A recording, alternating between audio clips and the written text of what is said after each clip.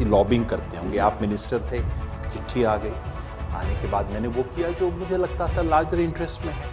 वो जमाना था जब आम आदमी पार्टी बनी, मैंने जाके ज्वाइन की और मैंने तब आपसे फ़ोन किया कि आम आदमी पार्टी है, मैंने ज्वाइन किया है और हम आपकी सरकार की मुखालिफत कर रहे हैं, और चूंकि आपने बिना कहे बिना पूछे हमें बनाया है तो मेरा फ़र्ज़ बनता है कि आपसे पूछूं। आप कहें तो मैं आज रिज़ाइन कर देता हूं। मैं ऐसी कोई चीज़ नहीं चाहता, मैं करूंगा तो वही जो सड़क पे मुझे करना है।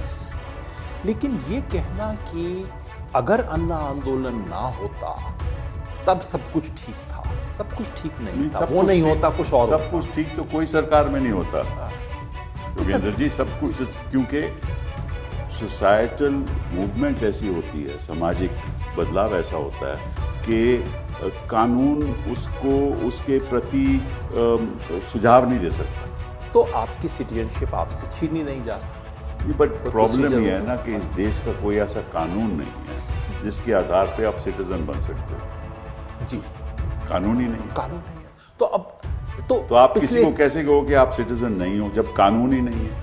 70 साल से क्या नियम चल रहा था कि इस देश में ना आपने जिक्का, एक तो सिटीजनशिप का उस तरह का कानून नहीं है। कोई किसी भी के पास, चाहे वो कपिल सिब्बल हो, जेब में से निकाल के ये नहीं दिखा सकता कि मेरा सिटीजनशिप कार्ड ये है। करेक्ट। 10 करोड़ नाम कट रहे हैं इस देश की वोटर लिस्ट में, और उस पे हमारा देश का सुप्रीम कोर्ट कहता है कि कोई बहुत एक्सेसिव नहीं।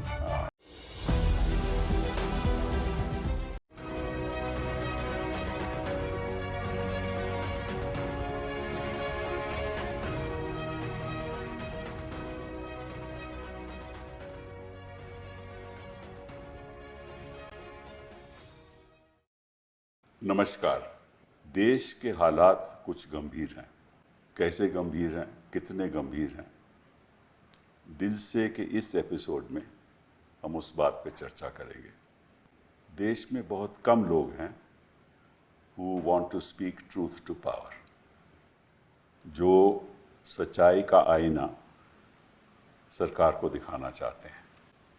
2014 के बाद जो हमारा लोकतंत्र है उस पे प्रहार हो रहा है, हमला हो रहा है, और आज इस स्थिति पे हम पहुंचे हैं कि जो वोटर लिस्ट भी है हमारी, काट पीट के उसका नतीजा ये हुआ है कि जहां चुनाव हुए हैं और जो नतीजे आए हैं उससे ऐसा लगता है कि इलेक्शन कमीशन ने सरकार और बीजेपी का साथ दिया है। आज हम एक ऐसी शख्सियत से बात करेंगे जिसने अब तक एक देश में अभियान चलाने की कोशिश की है कि सच्चाई जनता तक पहुंचे। वो हैं योगेंद्र यादव जी। बहुत बहुत धन्यवाद आपका आने का। शुक्रिया। आप एक सेफोलॉजिस्ट हैं, एक पब्लिक इंटेलेक्चुअल हैं, एक्टिविस्ट हैं और सोशल एडवोकेसी के आप माहिर हैं। आपने खालसा कॉलेज राजस्थान से अपना बीए किया, उसके बाद आपने पॉलिटिकल साइंस जेएनयू से किया, फिर एमफिल आपने पंजाब यूनिवर्सिटी से किया, और आप fellow of the CSDS, that is the centre for the study of developing societies, 2004 से 2016 तक उसके मेंबर रहे। आपने Lokniti research program on comparative democracy, वो भी आपने एक स्टडी की, और NCERT की किताबों में पॉलिटिकल साइंस में आपका योगदान किया। आपने हमारा साथ भी दिया उस समय जब मैं मंत्री था। आपने 2 किताबें लिखी, और you are also the recipient of the Malcolm Adiseshiah award 2008 और ग्लोबल साउथ अवार्ड 2009 में आपको मिला। और जब भी हम NDTV में, आजकल तो जैसे आज कम आते हैं, बट इन चैनल्स पे जब आते थे, और 1996 के बाद, तो हम गौर से आपकी बातें सुनते थे। आप उन लोगों में से हैं जिन्होंने कोशिश की है और अब तक करते रहे हैं और करते रहेंगे। ये मेरा मानना है कि देश को कैसे पटरी पे लाया जाए, जो पटरी से उतर चुका है हमारा संविधान। आपने आम आदमी पार्टी ज्वाइन की 2011 में, फिर कुछ अनबन हो गई, आपने उनको समझ लिया और आपने फिर 2015 में छोड़ दिया और आपने एक नया अभियान शुरू किया, स्वराज अभियान, स्वराज इंडिया। आप किसानों से जुड़े रहे, उनकी एडिटेशन से जुड़े रहे। मैं समझता हूँ कि अगर एडिटेशन हुई, आपका उसमें बड़ा भारी योगदान था। भारत जोड़ो यात्रा में भी आप शामिल हुए और जिस तरह से आपने एसआईआर का विरोध किया है और जिस तरह से जो ज़मीनी हालात सुप्रीम कोर्ट के भी बताए और आपने अपनी आर्टिकल से भी चर्चा उनके बारे में की, और उसके बाद जब सुप्रीम कोर्ट का जजमेंट आया, आपने उस पर भी लेख लिखे हैं न्यूज़पेपर में, तो हम पढ़ते रहते हैं। और मैं सबसे पहले शुरुआत करना चाहता हूँ कि आप एक देश के अहम सोशल रिफॉर्मर हैं। पिछले कई सालों से आप ये चाहते थे कि बदलाव हो। आपकी ज़िंदगी के कुछ पहलू मैं समझना चाहता हूँ। सर शुक्रिया, आपने बहुत पूरा मेरी ज़िंदगी का एक स्केच बता दिया। मुझे तो अच्छी बात लगी कि आपने मेरे खालसा कॉलेज को याद किया। हाँ। मैं बहुत छोटे से शहर के एक छोटे सी फैमिली से आया हूँ साहब, श्री गंगानगर। और वो गंगानगर आजकल इस चर्चा में है। अच्छा। कि उसी शहर के एक लड़के ने, सुथार ने, अभी जो टेस्ट हुआ है अच्छा, उस वहीं का है, वो गंगानगर का है, मेरे गंगानगर का। छोटा सा राजस्थान का शहर है वो, जहाँ मैं बड़ा हुआ। और जहाँ मैं बड़ा हुआ, जिस स्कूल में गया, उस स्कूल के किसी बच्चे को ये खुशकिस्मत नसीब नहीं होगी कि वो कपिल सिब्बल के सामने बैठ के बात करे। मुझे इसलिए नसीब हुई कि एक तो फैमिली का शायद संस्कार था, पिताजी का अपना पढ़ने का वो था, वो अजीब सा परिवार था, मतलब अजीब इस सेंस में कि ग्राउंड फ्लोर पे भैंस रहती थी। अच्छा। तो भैंस का दूध और वो सब, और फर्स्ट फ्लोर पे बर्ट्रैंड रसल, मार्क्स, गांधी, वो सब रहते थे वहाँ। तो उस परिवार का रहा। दूसरा, भैंस से तो बीजेपी जुड़ी हुई है, बट मार्क्स और बाकी से बीजेपी नहीं, भैंस से नहीं, वो गाय से जुड़े हैं। भैंस से नहीं, गाय और भैंस में बड़ा फर्क है। तो एक तो उस परिवार का था। दूसरा, मैं जब यूनिवर्सिटी में आया तो कुछ ऐसे शानदार लोगों से मुलाकात हुई जिंदगी में। सिर्फ it was pure accident, I had done nothing to deserve it. कि उन लोगों की परछाई किसी पत्थर पे पड़ जाती ना, उस पत्थर में भी कुछ आ जाता। मैं उनमें से एक था। किशन पटनायक मिले मुझे। अच्छा। सच्चिदानंद सिन्हा मिले। एक साथी हमारे सुनील, मुझसे कुछ साल बड़े थे। इन सब लोगों ने मेरी ज़िंदगी बदल दी। आज मुझ में जो लोग गुण देखते हैं, आपने अच्छी अच्छी बातें कहीं, अगर आप इन लोगों को जानते होते तो आप कहते यार, इतने अच्छे लोगों को मिलने के बाद भी तो इतना निकम्मा है। तुम वैसा नहीं बन पाया। तो उस खुशकिस्मती ने ज़िंदगी का रास्ता बदल दिया। सच कहूँ तो यूनिवर्सिटी के दिनों के बाद से मैं पब्लिक लाइफ में आना चाहता था, पॉलिटिक्स में आना चाहता था। हिम्मत नहीं थी साहब, छोटे घर के बच्चे थे, नौकरी करनी थी, पैसा कमाना था। मैं मंत्री था तो आप पब्लिक में बैठ के मेरे से बड़े सवाल पूछते थे। जी जी जी जी। नहीं, बाकायदा आपकी आलोचना की, सड़क पे खड़े होके हमने की। फिर मैंने आपको अपने साथ जोड़ा भी। जी जी जी, बिल्कुल। क्योंकि देखिए, पब्लिक लाइफ में आप पर्सनल उससे नहीं जा सकते। पर्सनल लाइफ, डिसलाइक, ये नहीं। आपका पब्लिक परसेप्शन है, मेरा पब्लिक परसेप्शन है, कभी क्लैश भी करेगा, कभी एक साथ भी होगा। बस मुझे याद है, आपने मुझे एक दिन फ़ोन किया था जी। वो कहा था मैं आपका ग्रुप का मेंबर हूँ, तो मेरे जो ख्यालात हैं वो अलग हैं, तो अगर आपको बुरा लगता है तो मैं रिजाइन कर देता हूँ। जी जी। तो मैंने आपको क्या बोला था? जी, आपने कहा था कि बिल्कुल नहीं। मुझे याद है वो एपिसोड, बहुत ही इंटरेस्टिंग। मैंने इनफैक्ट बाद में उस पर लिखा भी था। अच्छा। कि मैं उन दिनों यूजीसी का मेंबर था। जी हाँ। और यूजीसी का मेंबर भी कैसे बना, मेरे ऑफिस में एक चिट्ठी आ गई। अब यूजीसी का मेंबर बनने के लिए कैसी लॉबिंग लोग करते हैं, पता नहीं क्या क्या ऊपर नीचे होता होगा।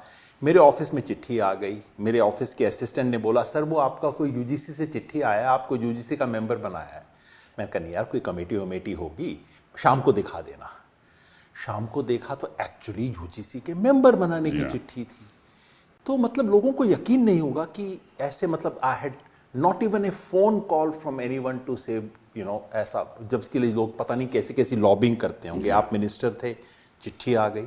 आने के बाद मैंने वो किया जो मुझे लगता था लार्जर इंटरेस्ट में है। वो जमाना था जब आम आदमी पार्टी बनी, मैंने जाके ज्वाइन की और मैंने तब आपसे फ़ोन किया जी हाँ। कि आम आदमी पार्टी है, मैंने ज्वाइन किया है और हम आपकी सरकार की मुखालिफत कर रहे हैं। और चूंकि आपने बिना कहे बिना पूछे हमें बनाया है तो मेरा फ़र्ज़ बनता है कि आपसे पूछूं। आप कहें तो मैं आज रिज़ाइन कर देता हूं। मैं ऐसी कोई चीज़ नहीं चाहता, मैं करूंगा तो वही जो सड़क पे मुझे करना जी है। हाँ। आपके और आपके एक सेक्रेटरी थे, वेंकटेश या क्या नाम था वो, बहुत, उसने कहा नहीं मैंने सर से बात की है, सर कह रहे हैं नहीं ये दो बिल्कुल जुदा चीज़ है, आपका ओपिनियन अपनी जगह है, आप अपने ओपिनियन को बिल्कुल ओपनली एक्सप्रेस कीजिए जैसा आप समझते हैं, और ये this has nothing to do with your membership. वो भी दिन थे साहब, वो बदल गए। हाँ। और उन दिनों में एक और जो शख्स आज हमारे बीच नहीं है उनको भी मैं याद करना चाहता हूँ, अर्जुन सिंह, जी हाँ। आपसे पहले जो मिनिस्टर जी थे। उनके ज़माने में हमने टेक्स्ट बुक लिखा, उस टेक्स्ट बुक में इमरजेंसी पे चैप्टर लिखा जी हाँ। और इमरजेंसी की जो सारी गलतियां थी पूरी डिस्क्राइब की। अर्जुन सिंह जी के पास किताब गई छपने से पहले, सब कुछ पढ़ के उन्होंने मेरे से बस ये कहा, प्रोफेसर साहब आपको लगता है देश तैयार है सब सच जानने के लिए? मैंने कहा सर देखिए तो सच तो है और हमारा फर्ज बनता है बच्चों को सच बताना। तो उस कांग्रेस के मिनिस्टर ने अपने रहते हुए इमरजेंसी की सारी जो गलतियां थी उसको डिस्क्राइब करने वाली टेक्स्ट बुक को बिना कॉमा फुल स्टॉप के स्वीकार कर लिया। तो ये भी था एक जमाना। मैंने उस समय मंच से कहा था कि मनमोहन सिंह के बारे में प्रैक्टिकली दो बातें यही थी। मैंने कहा था कि वो पर्सनली करप्ट हैं, मैं बिल्कुल नहीं मानता, लेकिन मैंने ये भी कहा कि इतनी ईमानदारी का क्या करें। तो और उसकी वजह से देश में वो माहौल बना जिससे बनाया गया, वो आरएसएस की सपोर्ट से बनाया गया मेरे उसके हिसाब बारे से। में मैं गलत हो सिब्बल सकता साहब हूँ। दो अलग चीज़ें हैं। मैं जानता हूँ मेरे बहुत दोस्त हैं आज भी हैं, जो मैं आज जा खड़ा हूँ, बहुत लोग कहते हैं देखो तुम लोगों ने करके तुम लोगों ने मोदी को यहाँ पे लाया।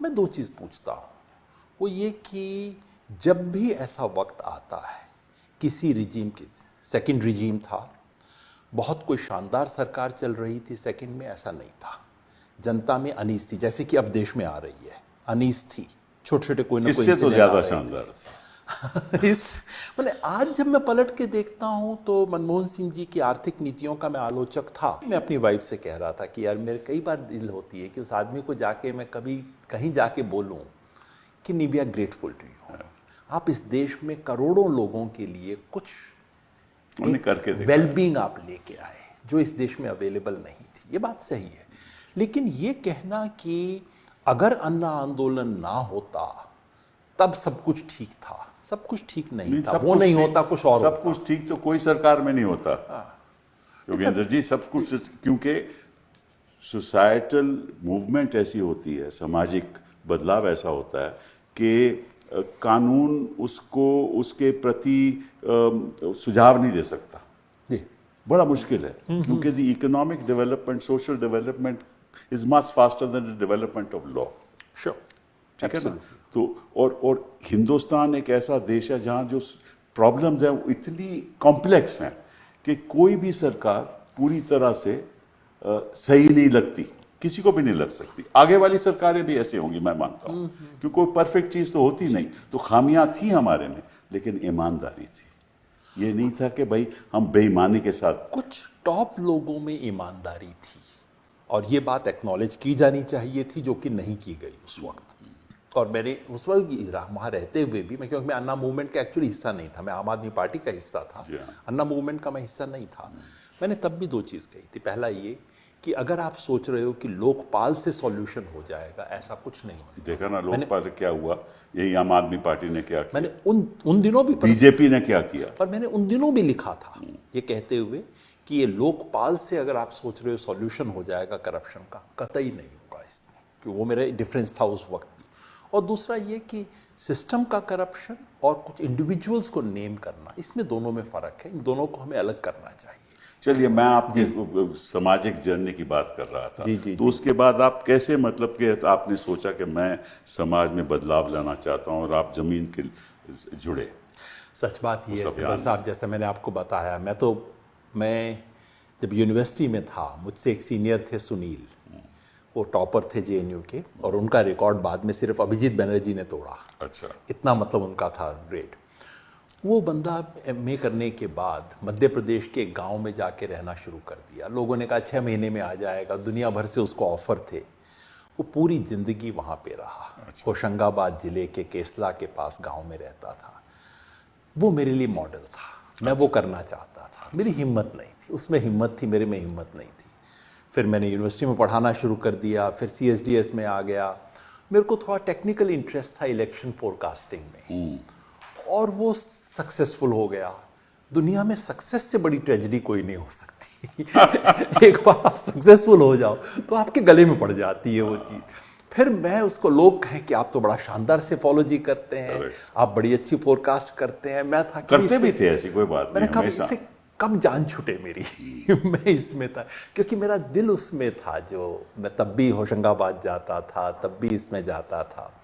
तो सच कहूँ तो आम आदमी पार्टी के वक्त, अन्ना आंदोलन के वक्त वो मौका आया और मुझे लगा कि चलो अब मैं इससे जान छुड़ा के, सेफोलॉजी से, फोरकास्टिंग से जान छुड़ा के मैं वो कर सकता हूँ जो ज़िंदगी में करना चाहता था।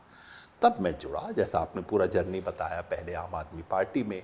और जब उन्हें लगा, एक चीज़ मैं सर उठा के बोल सकता हूँ सिब्बल साहब आज भी, कि आम आदमी पार्टी को मैं उस वक्त आवाज़ उठाई जब वो अपने सक्सेस के शीर्ष पे थे।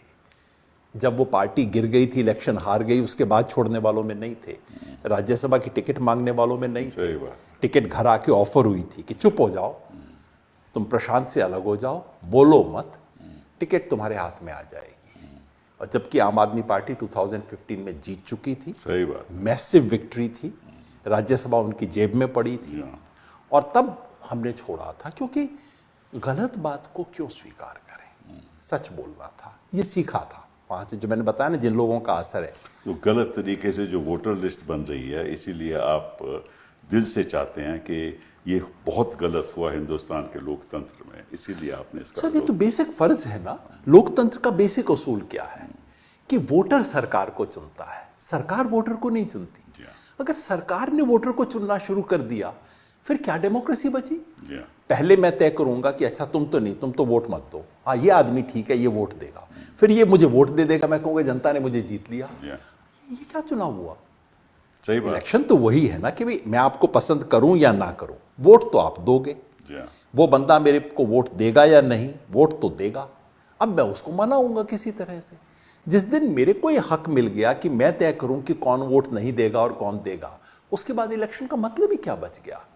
और इस देश की आजादी की लड़ाई में एक हक था जो हमने, बाकी तो कहने की चीजें हैं, मिली नहीं, लेकिन इतना हक मिला कि अंबानी अडानी भी उसी लाइन में खड़ा होकर वोट देगा और एक ही वोट दे के आएगा, और इस देश का रिक्शे वाला भी एक वोट दे के आएगा। ये तो हक था। आज जब उसको छीनने की बारी आई तो हमें लगा कि सब चीज साइड में रख के इसको तो कम से कम देश के सामने रखना चाहिए। रखा, लेकिन कोर्ट का जो जजमेंट है वो तो आंख के सामने है।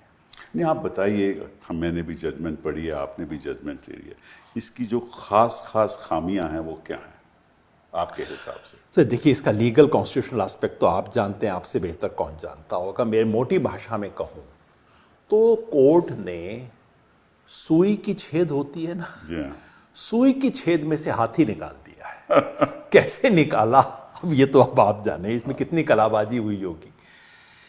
मोटी बात क्या है? मोटी बात यह है कि इस देश का कॉन्स्टिट्यूशन बिल्कुल साफ कहता है कि अगर आप एक बार सिटीजन हो गए तो आपकी सिटीजनशिप आपसे छीनी नहीं जा सकती। बट प्रॉब्लम ये है ना कि इस देश का कोई ऐसा कानून नहीं है जिसके आधार पे आप सिटीजन बन सकते हो। जी, कानून ही नहीं है। कानून नहीं है तो अब तो आप किसी को कैसे कहो कि आप सिटीजन नहीं हो जब कानून ही नहीं है? 70 साल से क्या नियम चल रहा था कि इस देश में ना आपने झिका, एक तो सिटीजनशिप का उस तरह का कानून नहीं है। कोई किसी भी के पास भी, चाहे वो कपिल सिब्बल हो, जेब में से निकाल के ये नहीं दिखा सकता कि मेरा सिटीजनशिप कार्ड ये है। करेक्ट। ऐसी कोई चीज तो है नहीं। तो सुकुमार सेन के जमाने से, जो इस देश के पहले चीफ इलेक्शन कमिश्नर थे, जिन्हें सलाम करना चाहिए हमें, उस जमाने से इन्होंने कहा कि देखो इस देश में लोगों के पास डॉक्यूमेंट तो है नहीं, अगर आप डॉक्यूमेंट मांगने शुरू करोगे तब तो इस देश का कोई बंदा आपको मिलेगा नहीं। तो उन्होंने ऐसे सिस्टम बनाए कि इस देश के हर इंसान को वोट देने का हक मिले।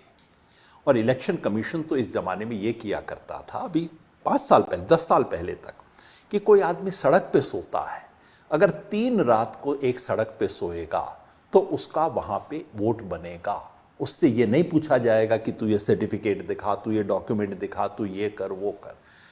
2 बुनियादी उसूल थे इस देश में वोटिंग के। नंबर 1, वोटर लिस्ट में आपका नाम हो, ये आपकी जिम्मेवारी नहीं है, जी हाँ। ये सरकार की जिम्मेवारी है। कोई आपके घर आएगा, जैसे सेंसस वाला बंदा आपके घर आता है, कोई आपके घर आएगा, लिखेगा, घर का मतलब सड़क भी हो सकता है, मंदिर हो सकता है, धर्मशाला हो सकता है, बनाएगा। Number 1, onus was not on the citizen, onus was on the government, on the self system. Declaration था ना, फॉर्म 6 आपको भरना पड़ता था, जी। उसमें सेल्फ डिक्लेरेशन करना था, I am a citizen of India. Absolutely. हाँ, और वो उसको मानना पड़ता था। बिल्कुल।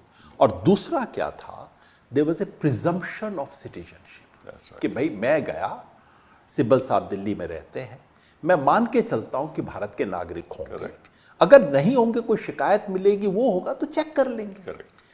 इन दोनों चीजों को एक झटके में पलट दिया गया। अब क्या बनाया चुनाव आयोग ने, कि भाई आपको फॉर्म देना होगा, चाहे आप 50 साल से वोटर हो, अब नए सिरे से फॉर्म दो, एप्लीकेशन दो, और अगर आपका एप्लीकेशन 1 महीने के अंदर नहीं आया तो 70 साल से भले ही आप वोट कर रहे हो, आपका नाम कट जाएगा। और दूसरा कि आप साबित करो कि आप भारत के नागरिक हो। मुझे नहीं पता, मैंने तो देखा, नागरिक तो नहीं लग रहे। नहीं, ये एग्जैक्टली उन्होंने नहीं कहा। उन्होंने कहा है कि जो इलेक्शन कमीशन, जो आपका BLO है, जी जी जी जी, वो उसके अगर मन में कोई शंका हो कि आप इस देश के नागरिक नहीं हो, और प्राइमा फेशिया उसके पास सबूत हो, प्राइमा फेशिया, तो फिर वो कह सकता है कि भैया आपको वोट करने का हक नहीं है, लेकिन सिटीजनशिप है या नहीं वो सरकार तय करेगी, होम मिनिस्ट्री तय करेगी। मैं अभी कह रहा हूं, इलेक्शन कमीशन की बात कह रहा हूं। इलेक्शन कमीशन ने क्या किया? इलेक्शन कमीशन कहता है कि आप, अब हम दिल्ली में हैं, दिल्ली में SIR होने वाला है। अब आपसे पूछा जाएगा, सिब्बल साहब आप ये बताओ, 2002 में आप वोटर थे कि नहीं थे?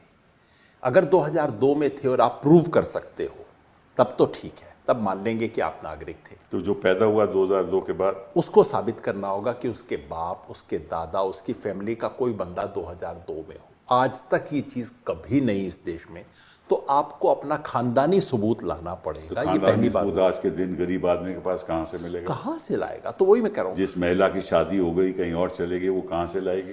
तो 2 बुनियादी जो उसूल थे, दोनों पलट दिए गए। पहला था कि ओनस जो है वो स्टेट पे है, इंडिविजुअल पे नहीं है। दूसरा था, स्टेट पे भी ना, I am sorry to interrupt you, form 7 है एक, जी जी जी, राइट, रिप्रेजेंटेशन जी, जी, पीपल का। फॉर्म 7 में अगर कोई कहता है कि भाई योगेंद्र यादव जी सिटीजन नहीं है, तो उसको सबूत देना पड़ेगा। बिल्कुल बिल्कुल, उसको ये दस्तावेज देने पड़ेंगे कि वो सिटीजन नहीं, नागरिक नहीं है।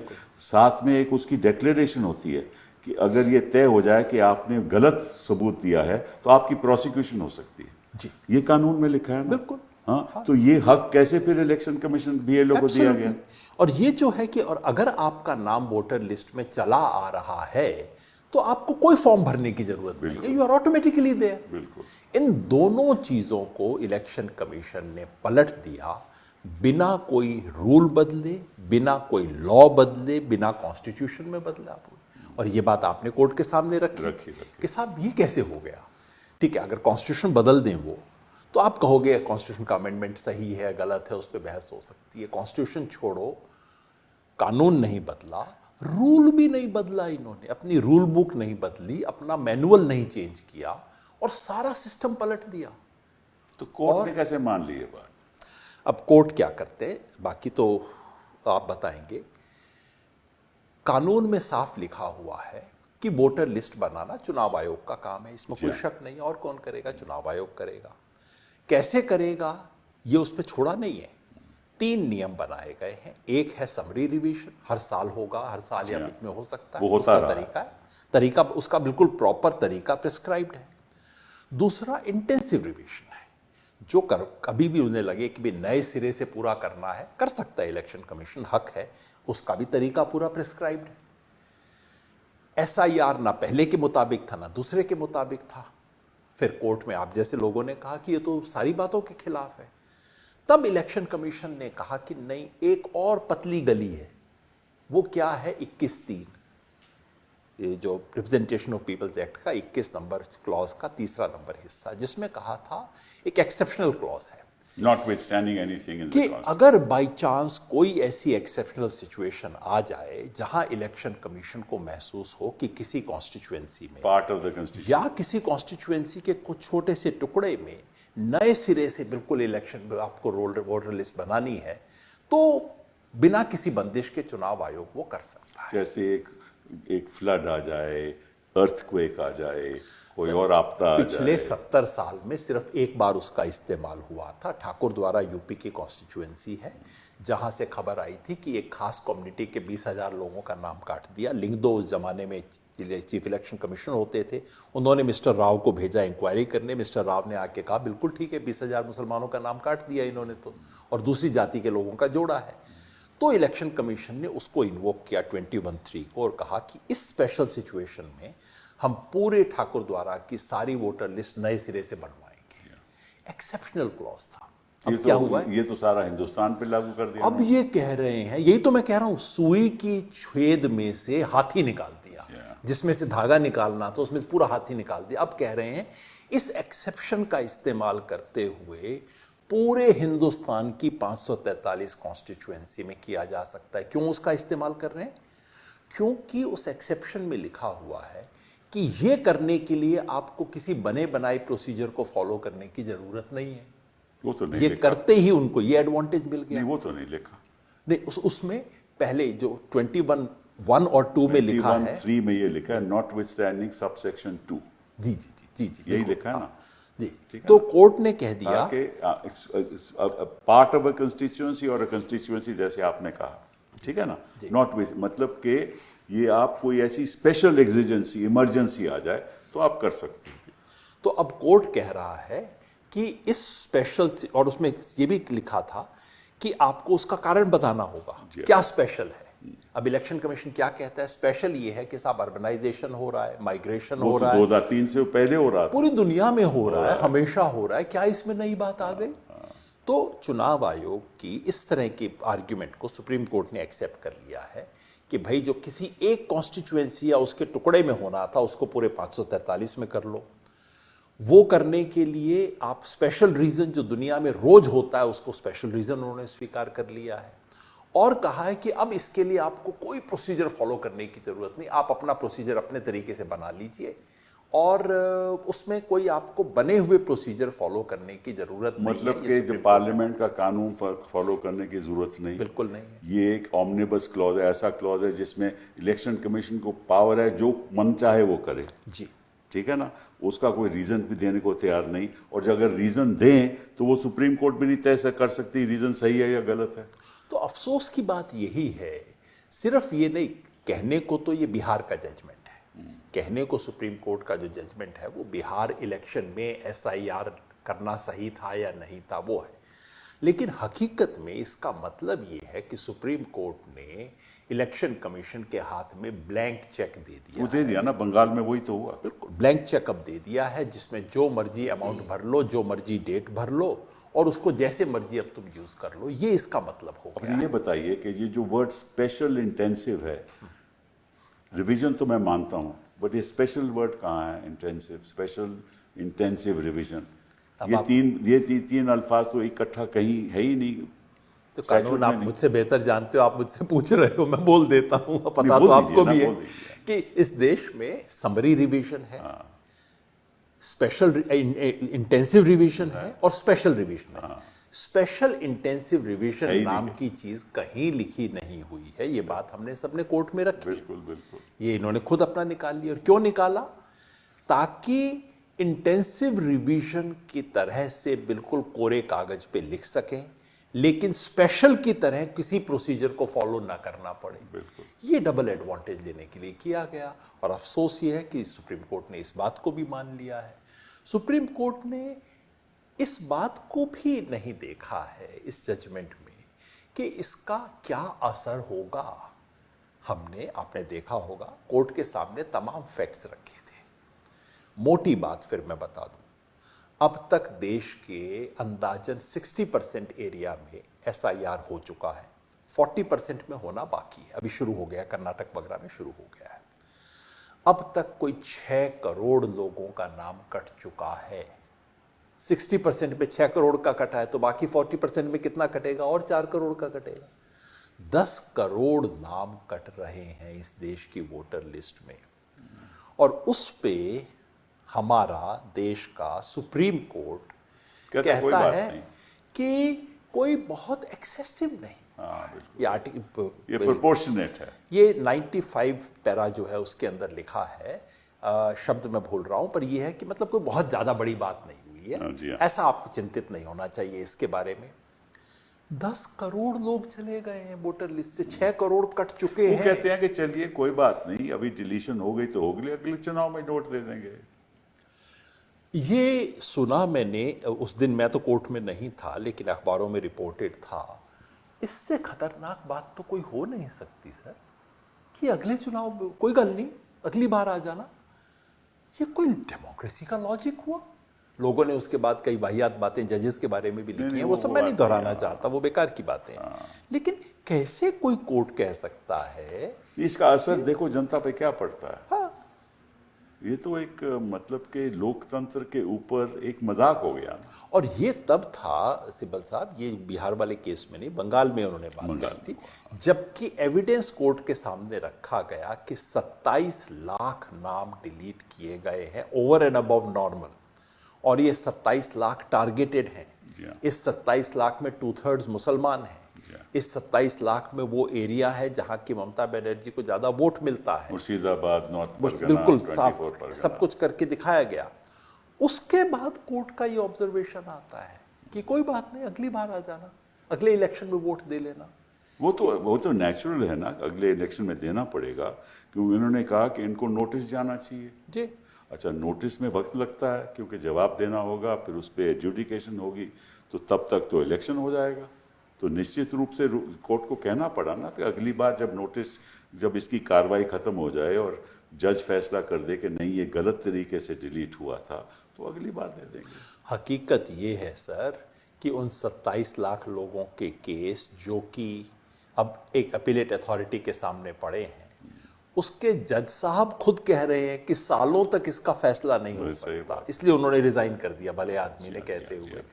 तो ये तो कोर्ट की व्यवस्था थी। और जो बंगाल में हुआ है उसमें तो मैं सिर्फ इलेक्शन कमीशन को दोषी नहीं मानता, उसमें तो कोर्ट की अपनी भूमिका रही, वो सारा सिस्टम बनाने में। नहीं, क्योंकि कोर्ट ने जो भी इलेक्शन कमीशन कहता था उसकी बात मान ली, और जो हम लोग कहते थे, मैं कहता था, आप कहते थे, आपने भी वहाँ आर्ग्यू किया और तथ्य रखे कोर्ट के सामने। और ये ऐसे लोग जो इलेक्शन कमीशन ने कहा कि उनका देहांत हो चुका है, वो आपने सामने आके खड़े कर दिए। हाँ, कई ऐसे हम लोगों ने सबूत दिए, लेकिन कोर्ट ने उसको नजरअंदाज कर दिया। मैं 2-4 बात गिना दूं सर जो कोर्ट के सामने रखी गई, बाकायदा एविडेंस के साथ ये सब कागज में लेके आया था। पहली चीज हमने रखी कि वोटर लिस्ट में जरूरत से ज्यादा लोग नहीं थे। ये सबूत कैसे मिला? क्योंकि सारा थे कि नहीं, बिहार में वोटर लिस्ट में जरूरत से ज्यादा लोग हैं, बाकी देश में भी जरूरत से ज्यादा लोग हैं, कम करने की जरूरत है। हमने कहा नहीं साहब, इसका एक सबूत है। भारत सरकार जो वयस्क एडल्ट पॉपुलेशन कितनी है किस स्टेट की, इसका आंकड़ा रिलीज करती है, और वो कोई इलेक्शन कमीशन नहीं करता है, भारत सरकार करती है। भारत सरकार के हिसाब से बिहार में कितने एडल्ट लोग थे और कितने वोटर लिस्ट पे थे, इसको जोड़ के देख लो। तो जितने होने चाहिए से उससे थोड़े कम थे बिहार में, ज्यादा नहीं थे। Correct. और ये बात हमने पूरे देश के बारे में दिखाई, 1-2 स्टेट को छोड़ के। हर स्टेट में जितने होने चाहिए थे या तो एग्जैक्टली उतने थे या कम थे। तो ये मानने का कोई आधार नहीं था कि जरूरत से ज्यादा लोग थे, काटने की जरूरत थी। नंबर 1। नंबर 2, हमने दिखाया जहां जहां SIR गया वहां वहां औरतों का प्रोपोर्शन वोटर लिस्ट में कम हो गया। एक तो पहले ही कम है, मतलब ये तो ट्रिपल बेमी है ना। एक तो इस देश में लड़की को वैसे मार देते हैं, तो जितनी आबादी में होनी चाहिए 1000 की बजाय 950 बचती हैं। वोटर लिस्ट में आप और कम करके रखते हो, वोटर लिस्ट में बचती है 900, और SIR से 900 से घट के अब 850 हो गई। ये मतलब कहाँ का हुआ? ये फैक्ट पूरा कोर्ट के सामने रखा गया। इलेक्शन कमीशन ने कहीं इंकार नहीं किया इस फैक्ट से। कैसे करते हो, तो इलेक्शन कमीशन का अपना डेटा हम यूज कर रहे थे। कोर्ट के जजमेंट में एक शब्द नहीं है इस चीज के बारे में, जो सिस्टेमेटिकली इस देश की लाखों औरतों का वोट कट गया जो नहीं कटना चाहिए था। औरतों, मर्दों से ज्यादा कटा है औरतों का वोट, इसके बारे में एक शब्द नहीं है। तीसरा फैक्ट जो हमने रखा, इलेक्शन कमीशन बार बार आके कहता था वोटर लिस्ट में बड़ी गड़बड़ी थी। एक तो अपने काम पे कह रहे थे, 20 साल से इसका मतलब आपने काम नहीं किया कुछ, 2003 से बाद आपने काम नहीं किया। तो वो आके कहते थे साहब वोटर लिस्ट में बड़ी गड़बड़ी है और हम उसका प्योरिफिकेशन कर रहे हैं। हमने कोर्ट के सामने आंकड़े रखे, आप तो थे, हमने दिखाया जिसको ये प्योर लिस्ट बता रहे हैं, उस लिस्ट में 5 लाख से ज्यादा डुप्लीकेट नाम है, 5.25 लाख जिब्रिश एंट्री है। जिब्रिश एंट्री का मतलब किसी का नाम नाम ई की मात्रा, बस इतना नाम है बंदे का। मैंने दिखाया कोर्ट के सामने, हंस रहे थे जज साहब, कि तमिल में लिखा हुआ नाम है, बिहार की वोटर लिस्ट है, तमिल में लिखा हुआ नाम है, और सिब्बल साहब उसी तमिल वाले नाम के आधार पर वोटिंग हुई है। ये सारी चीजें रखी। हमने दिखाया कि 2.5 करोड़ से ज्यादा लोग बिहार के ऐसे थे जिनके परिवार में 10 से ज्यादा वोटर हैं, जिसको election commission prima facie suspect मानता है। सारी चीज दिखाई। तो कहां से करेक्शन हो गया, क्या प्योरिफिकेशन हो गया, मालूम ही नहीं कुछ, हमें मालूम ही नहीं कि क्या, कैसे, क्या, कितना प्योरिफिकेशन हुआ, पहले क्या था, आज की स्थिति क्या है, कोई मालूम ही नहीं। जज साहब बड़े हंसे उस सारी बात को सुन के, पर अब जजमेंट देख के मैं हंस रहा हूं कि वो तो कहीं जिक्र ही नहीं है। मतलब खाम पर अपना टाइम वेस्ट कर रहे थे सारी चीजें कोर्ट में आते हुए। ये भी सोशल मीडिया में हमने खुद देखा कि BLO कह रहा है कि भाई मैंने तो अपलोड कर दिया आपका फॉर्म, मैंने तो दस्तखत भी आपके कर दिए हैं। कितने लोगों का हुआ, कितने लोगों का। और उसके अंदर फिर ये बात हमने जब रखी तो जज साहब ने क्या बोला कोर्ट में, उन्होंने कहा देखिए ज्यादा मदद कर रहे हैं लोगों की। मैंने कहा साहब ऐसी मदद आप पूरे देश में करवा दीजिए, इसका नियम ही बनवा दीजिए कि BLO साइन कर दे। जब बंदा साइन नहीं कर सकता तो BLO कर दे, चलो मदद ही हो जाएगी देश की, है ना। सारी बातें थी। अजीत अंजुम ने शानदार काम किया था बिहार के दौरान। बिल्कुल बिल्कुल, कितनी रिपोर्ट लाके दिखाई थी कि क्या क्या हुआ। इसका कोई महत्व नहीं, कुछ नहीं होगा। देखिए एक इंसान को लगता है कि भाई कहीं सुनवाई ना। देखिए इलेक्शन कमीशन का तो बीजेपी से जुगलबंदी है, इसमें किसी को कोई संदेह नहीं देश में उसके बारे में। लेकिन सुप्रीम कोर्ट के बारे में तो नहीं कहते। कोर्ट को तो अलग होना चाहिए था ना इससे। और जिस जमाने में इस देश का हर नागरिक, बीजेपी के सपोर्टर भी ये मानते हैं कि हाँ इलेक्शन कमीशन तो थोड़ा सा ये कर रहा है, उस वक्त ये जजमेंट इलेक्शन कमीशन को इतनी श्रद्धा भाव से देख रहा है कि दुनिया की सबसे ईमानदार इंस्टीट्यूशन तो यही है। तो देयर इज ए डेफरेंस, मतलब सुप्रीम कोर्ट इलेक्शन कमीशन के प्रति इतना डेफरेंस का रुख है, श्रद्धा है, सम्मान है, जबकि सारा देश थू थू कर रहा है उस संस्था के ऊपर। तो जब लोगों का भरोसा सरकार से हट जाए, सरकार है, पार्टी है, जीतने की कोशिश करती है, फेयर भी करती है, अनफेयर भी करती है, लेकिन लोगों का भरोसा होता है कि भी इलेक्शन कमीशन ठीक करेगा। इलेक्शन कमीशन पे भरोसा, अब फील्ड अंपायर से भरोसा हट गया तो थर्ड अंपायर पे मामला आया। अब थर्ड अंपायर भी अगर ना करे तो फिर क्या हो। ये बड़ा डिलेमा है इस वक्त देश के सामने। वो जो गाना है ना, माझी जो नाव डुबोए उसे कौन बचाए। सब लोगों का आखिरी अपील, आखिरी उम्मीद रहती है सुप्रीम कोर्ट से कि चल बाकी ये सब कर लेंगे, ठीक है, इनको अपॉइंट किया सरकार ने, ज्ञानेश कुमार वगैरह ने तो इलेक्शन कमीशन की जो फजीहत करवाई है सारा देश जानता है, मगर लोगों को लगता है नहीं सुप्रीम कोर्ट ठीक करेगा इसको। आज सुप्रीम कोर्ट का जजमेंट आने के बाद हमें तो उम्मीद नहीं है। मुझे तो लगता है, देखिए मैं ईमानदारी से आपको बात कहूं, पता नहीं ये सही है कि नहीं है, कहना चाहिए नहीं, आप बता देना, कि आज कोई पॉलिटिकली सेंसिटिव केस लेके आप सुप्रीम कोर्ट में जाएं और उम्मीद करें कि वहां न्याय मिल जाएगा, मुझे कम से कम अब वो उम्मीद कम होती है। इक्का दुक्के में मिल जाता है, एक्सेप्शन तो होता है ना। मगर देखिए आपको कुत्ता बिल्ली के केस ले जाने हो, बड़े मजे से ले जाइए, न्याय शायद मिल जाएगा। आपको पेड़ का ले जाना हो, नदी का ले जाना हो, जब तक किसी बड़े बिजनेस हाउस का खेल ना हो, न्याय व्याय मिल जाता है। लेकिन अगर ऐसा कोई मामला हो जिसमें सरकार की, जो सत्तावान है इस देश के, जो अल्टीमेट जो दो लोग इस देश को चला रहे हैं, उनका अगर इंटरेस्ट इन्वॉल्व है तो अब आपको न्याय मिलेगा या नहीं, अब उसके बारे में बहुत बड़ा सवालिया निशान लग गया है। और ये दुख की बात है। इसलिए मैंने अपना जो लेख जो आपने जिक्र किया, मैंने कहा था this is the ADM Jabalpur moment. ये क्यों है? एडीएम जबलपुर क्या केस है? इमरजेंसी का मामला था, सारे कोर्ट हाथ अपना हथियार डाल चुके थे, लेकिन कुछ हाई कोर्ट्स ने फैसले दिए थे कि भाई और कुछ भी हो, कम से कम लोगों को हेबियस कॉर्पस का तो राइट है। किसी को आप गोली तो नहीं मार सकते, किसी के साथ अगर ये हो तो उसका कोर्ट में सुनवाई हो सकती है। ये राजनीतिक गोली है ना जी, ये राजनीतिक गोली। तो तब एडीएम जबलपुर वाले केस में 1976 में सुप्रीम कोर्ट ने 4 बनाम 1 के फैसले से कहा था कि सरकार गोली भी मार दे तब भी आप आके सुप्रीम कोर्ट में या किसी भी कोर्ट अदालत में नहीं जा सकते हो। उस एडीएम जबलपुर जजमेंट का मतलब क्या था कि अब सुप्रीम कोर्ट आने की कोई जरूरत नहीं है, ये दरवाजे बंद हो चुके हैं। और मुझे डर ये लगता है कि ये जो एडीआर वाला मामला, ये भी एडी है, वो एडीएम था और ये एडीआर है।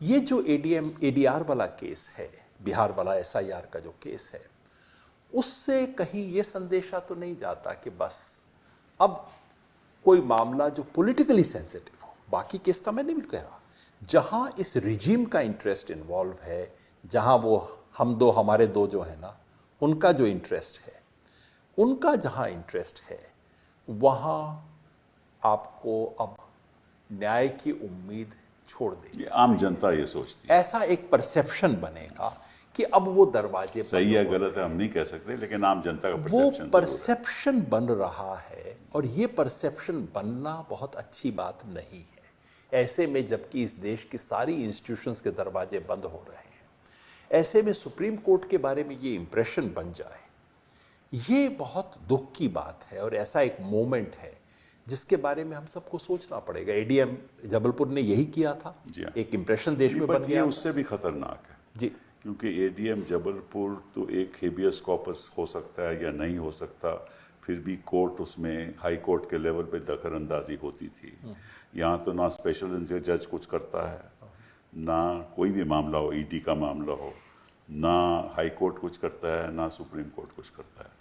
और अगर ये फैसला सही है, मैं आपकी बात मानता हूँ, दिस इज एडीएम जबलपुर 2, अगर ये फैसला सही है तो निश्चित रूप से यही बाकी प्रदेशों में, अभी चुनाव आने वाला है उत्तर प्रदेश में, अगर वही होने वाला है तो सारी सत्ता प्रदेशों की और केंद्र की सरकार, सारी सत्ता बीजेपी के हाथ में चली जाएगी।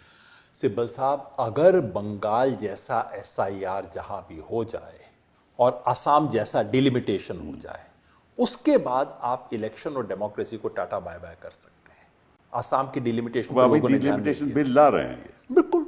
तो अगर वैसा डिलिमिटेशन हो गया और बंगाल जैसा एसआईआर हो गया, फिर उसके बाद क्या बचा है? उसके बाद तो आप जाके तमिलनाडु में चुनाव जीत जाओगे, उसमें क्या दिक्कत? अगर ये 2 चीज करवा सकते हो, फिर क्या बचा है इलेक्शन के अंदर? उसके साथ पैसा, मीडिया, आपके अफसर और सब कुछ वो जाएंगे। तो अफसर आप दिल्ली से भेजोगे, गुजरात कैडर के अफसर को आप बंगाल में भेजोगे, तो अफसर आपके, नियम आपका, इलेक्शन कमीशन आपका, पैसा आपका, मीडिया आपका, और फिर कहते चुनाव करवाएंगे।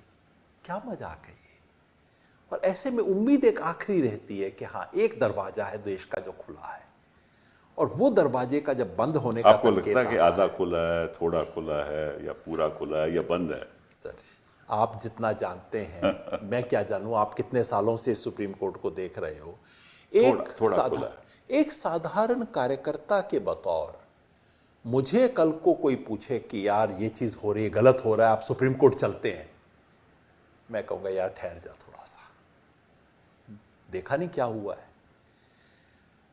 जब मैं उमर खालिद का मामला देखता हूं, एक नहीं कितने केसेस, छोड़िए, ये तो बहुत कितने उदाहरण हम दे सकते हैं। इसलिए अगर आज मेरे से कोई आके कहे कि बहुत गलत हो रहा है, चलो सुप्रीम कोर्ट जाना चाहिए, मेरा फर्स्ट होता है उसका हाथ पकड़ लेता हूं, यार तू ठहर जा, थोड़ा सोच के जा, इतना मत कर। हम भी ऐसी ही राय देते हैं।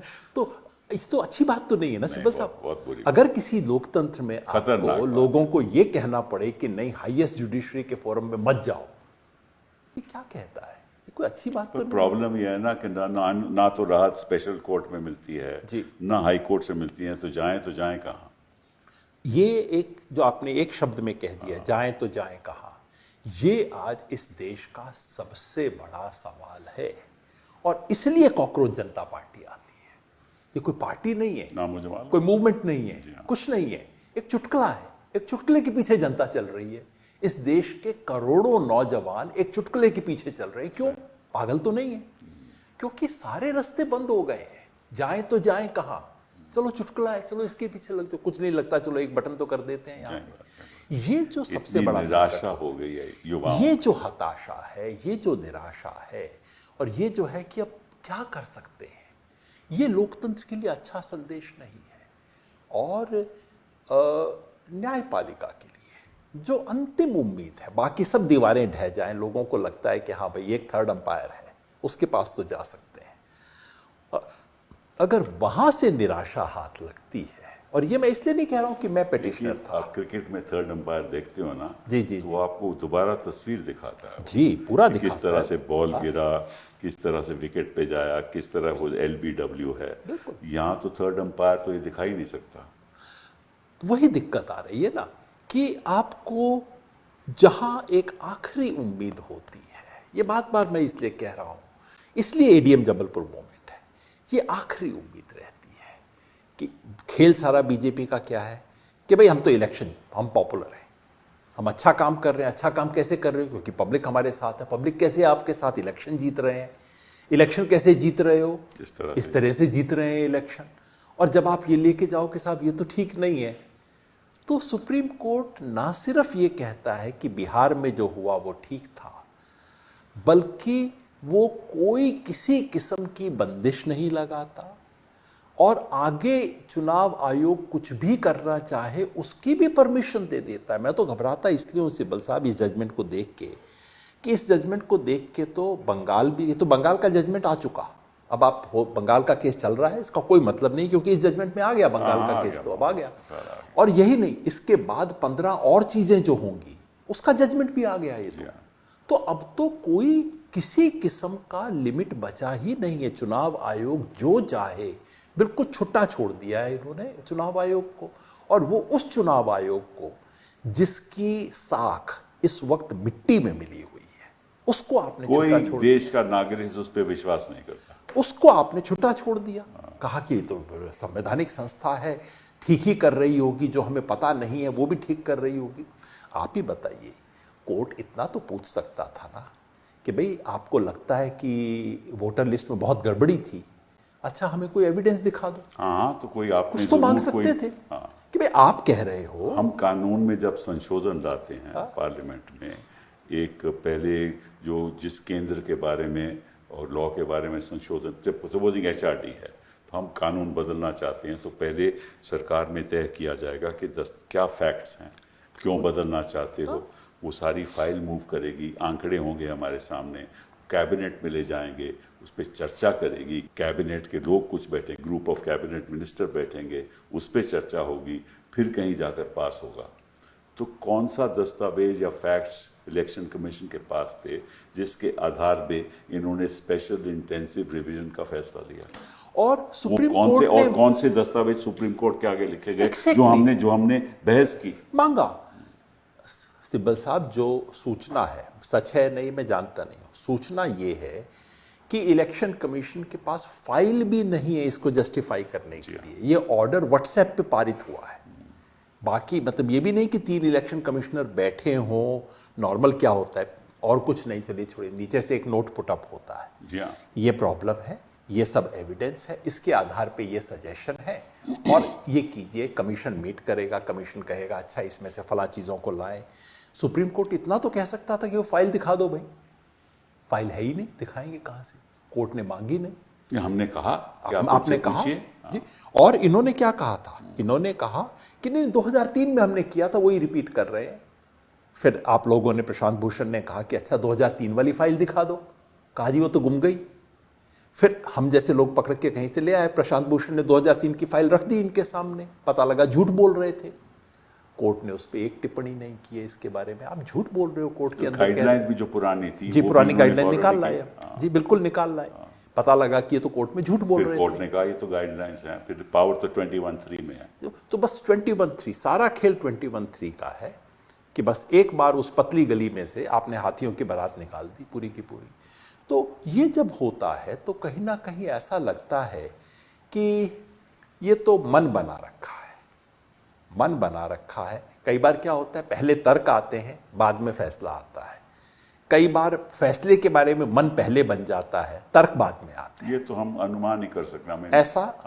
ऐसा कई लोगों ने, मैं 2-3 देखे, बहुत अच्छे आर्टिकल्स वगैरह आए हैं इसमें, जो क्या है, इंडकॉन लीगल फिल करके जो ये तो नहीं कह सकते उन्होंने पहले फैसला किया, लेकिन ये कह सकते हैं कि इस जजमेंट में कई खामियां हैं जी। और अगर लोकतंत्र को हमें जिंदा रखना है तो यही मैटर 5 जजेस के सामने जाना चाहिए।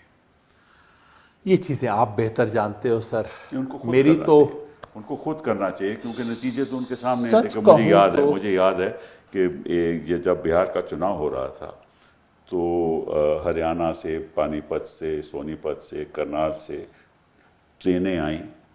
उनमें से लोग जो भाजपा का वो पहन रहे थे, उनसे पूछा गया, वो कह रहे कि हमें चीफ मिनिस्टर ने भेजा है और स्पेशल ट्रेन चल रही है और हम जाके वहाँ वोट करने जा रहे हैं और सारा पैसा बीजेपी ने दिया।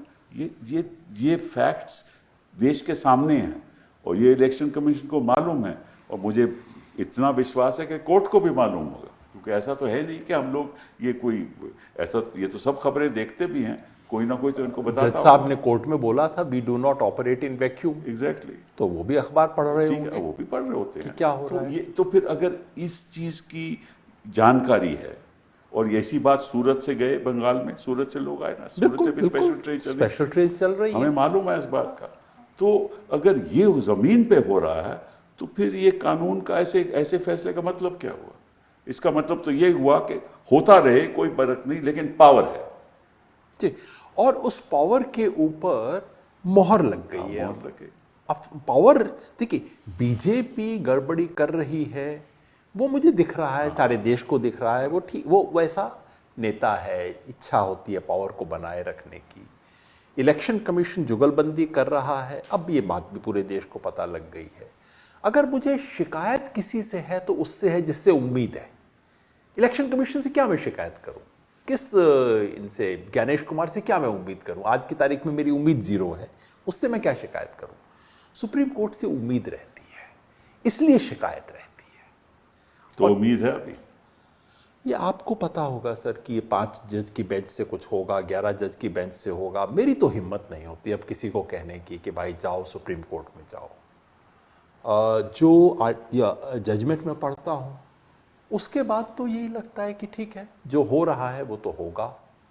और इसीलिए मैं एडीएम जबलपुर बार बार कहता हूँ, जो एडीएम जबलपुर ने एक तरह से दरवाजे बंद कर दिए थे, ये कई मायनों में दरवाजा बंद करने वाला जज। लोकतंत्र का दरवाजा बंद हो गया। वो तो एक स्पेशल हेबियस कॉर्पस का दरवाजा बंद किया। यहाँ तो लोकतंत्र का दरवाजा बंद, कॉन्स्टिट्यूशनल रेमेडीज का दरवाजा बंद हो रहा है। जब सब कुछ हो जाए तो आप कहाँ जाते हैं? आप कोर्ट के सामने। फिर भी हमें उम्मीद है योगेंद्र जी। जी ये तो इसका तो आप तो अभियान करते रहते हैं, हम भी आपसे जुड़ जाएंगे, ये बहुत जरूरी है। सर, मैं तो एक सिंपल बात कहता हूँ कि रिपब्लिक को बचाने के लिए आखिर में पब्लिक आएगी। There is no doubt about that is the thing. तो वो करना चाहिए और सब लोगों को जुड़ना चाहिए। इन्हीं शब्दों के साथ आपका बहुत बहुत धन्यवाद।